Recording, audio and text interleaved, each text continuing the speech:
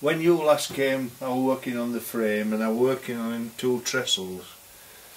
Eventually got that finished. I got some help from my neighbours and we lifted it onto the chassis. And if you remember at that time, the chassis was on its front wheels but the back wheels were hanging loose. Since then I've actually fixed the back springs to the back axle, so it's now on 4 wheels. The lady that sews for me here for the best part of 5 days. Whilst I've done the cutting out and repairing the frames for these seats, etc., making the panels and covering them, she's done all the sewing. This panel follows the pattern of the original one and is generally the style of the inside of the car. It's double stitched down here, right way around, and it goes right through the back and fastens it all together. This panel is a bit more flimsy than what I took out. Since it's screwed down, don't make any odds. I followed the pattern of this flap because that's the access to the pocket, and I followed the style of this pull, which is to pull the door to when you're sat there and you have to reach out for it. I did modify the pocket that's behind here. If you look at this, one, and they're both the same, but both sides. I've lined that with some cheap carpet. I've lined that. It's on a bit of plywood. I've lined that with cheap carpet, and then these sides I've just got plywood and lined it with carpet again, and then I've just turned the carpet under there and stapled it under there. So I've given myself a good box, which is far superior to what the original was. The original, you had every chance of putting things in here and they're going to finish up down here, you know, and you can't get to them. So this panel eventually is going on there, but I can't do it till I fit it, as I've mentioned, the frames. And I've just recovered this more or less as it was before. The width of these flutes is the width they were originally. The base was a different kettle of fish. It was all metal. All the ties on the springs were metal, and the base was metal, like a metal mesh and frame, which had all rusted away. And because you get into this car from this side and you slide your bum across, and you're always sliding that way, the springs all had taken a lean that way. Now the only way I could get them springs to stand upright was to rid myself of the base completely and mount it on a board. I've temporarily fitted the steering wheel and I've temporarily fitted the steering gear. I cannot line everything up until I've got the panel in. Then I'll line everything through and clamp the steering box at that end. I've also fitted the gear change mechanism, which is a gate change as we've discussed before, and this is the handbrake. It operates on the same mechanism as the brakes. So all these are meant to come out like I am doing.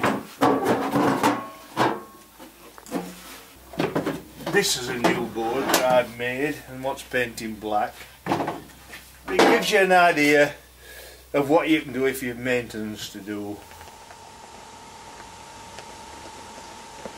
This dicky seat is quite dinky and such a feature of the car, even though I consider it's a bit of a suicide seat. You know, I'd hate to be sat here going down the M1 because you're outside the car even.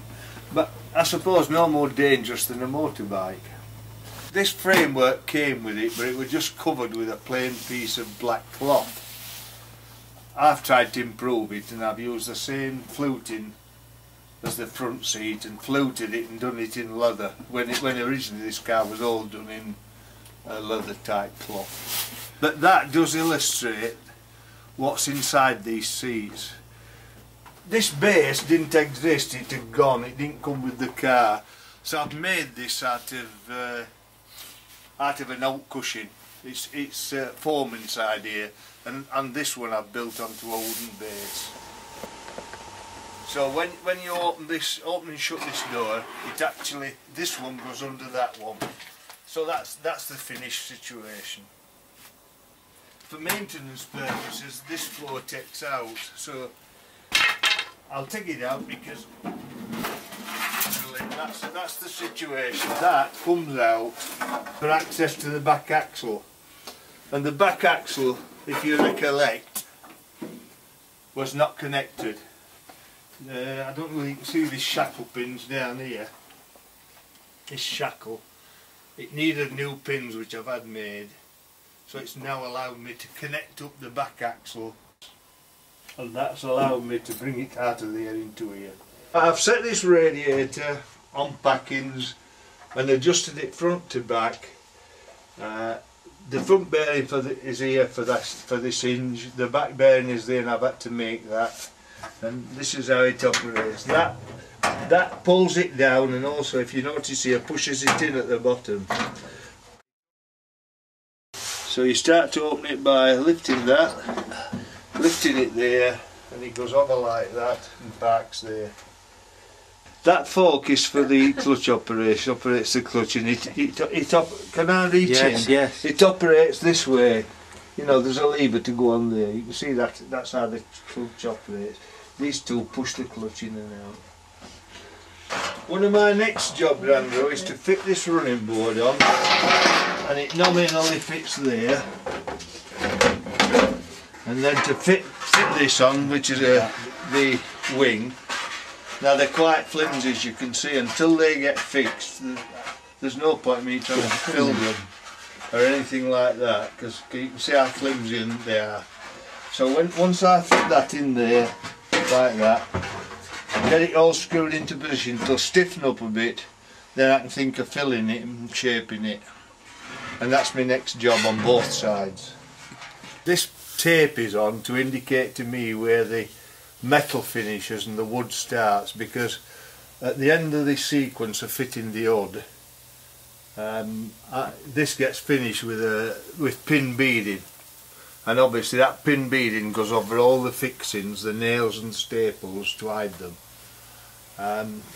So basically that covering for the header rail includes this seal, which seals on the top of the screen, but it works on the basis that the wind pushes it onto the screen.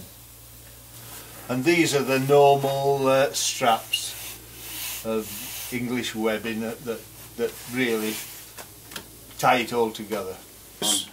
I'll just show you how the hood works, Susan. Right. Essentially it's all pivoted from that point there, if you put your finger on it. Yeah. And literally that lifts up, it goes down, and it rests on two rests that are not on at the moment, down there. Yeah.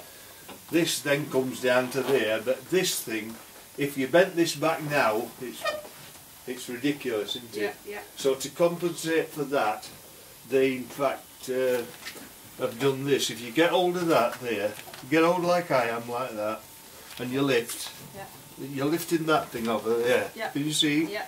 And that goes down there and allows it to fold into a more sensible position.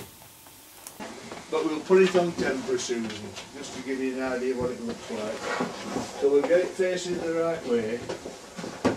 That's your side. Take that right to the front. Just pull it down a wee bit at the back. Pull that out. Now go to the front, just to get some sort of alignment. Pull it down hard there, like that. Just get a feel for it. Pull it here as well. Can you get hold of that? Yeah.